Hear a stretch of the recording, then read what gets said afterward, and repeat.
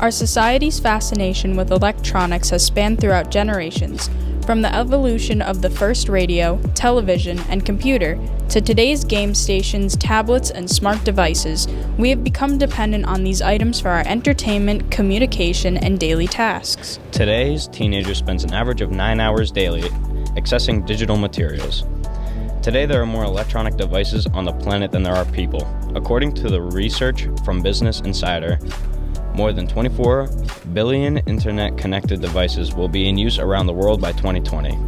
This estimate means that there will be more than 4 devices for every person on the planet. A typical person ages 16 to 24 in the U.S. own an average of 3 electronic devices.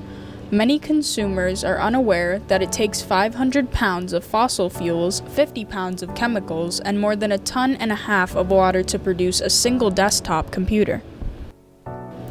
All these devices will eventually come to an end of their life cycle and become what we now call e-waste.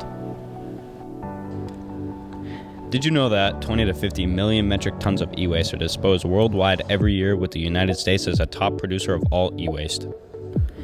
E-waste represents 2% of America's trash and landfills, but equals 70% of overall toxic waste.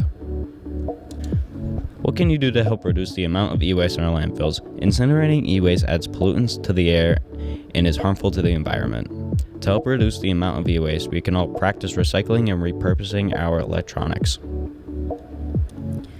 We can also help by donating phones and other electronic devices to organizations like Cell Phones for Soldiers, which helps provide phone time for overseas troops and has collected more than 15 million devices.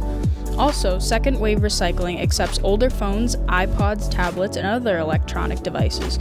The money from these recycled materials helps fund the Wounded Warrior Project.